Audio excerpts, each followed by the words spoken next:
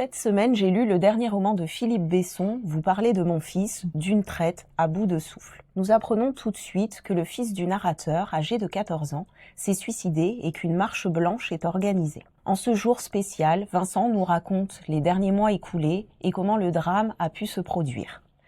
Vincent est marié à Juliette et ils ont 2 fils, Hugo, 14 ans, et Enzo, 9 ans.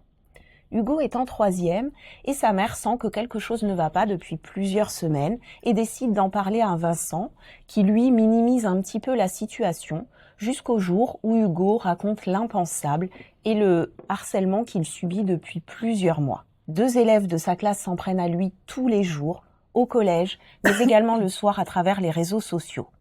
On parle de coups, d'insultes, d'humiliations. La vie d'Hugo est un vrai cauchemar.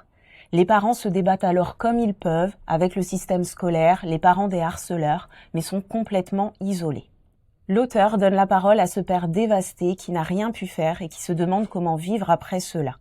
Le lecteur plonge au cœur du harcèlement et en sort bouleversé et en colère. C'est un roman poignant et puissant qui laisse des traces. Et moi, ma lecture, c'est Jean England, Le temps d'après, aux éditions Gallmeister.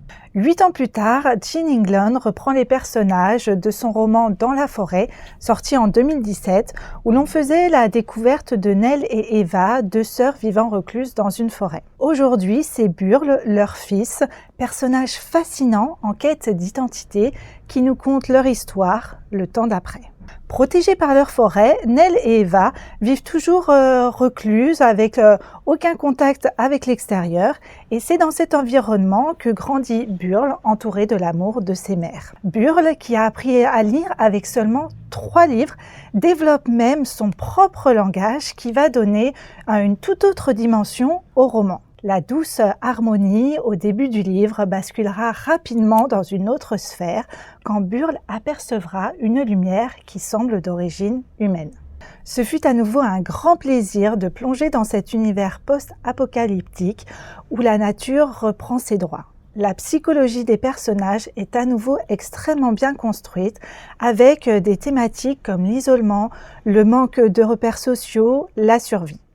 Jean England cherche à nouveau à nous questionner sur notre place sur la Terre, notre impact sur l'environnement, avec toujours cette poésie qui donne vraiment une profondeur à son écriture. À nouveau, elle m'a emportée. Merci à tous de nous avoir écoutés. Et on se retrouve dans une prochaine vidéo avec plaisir.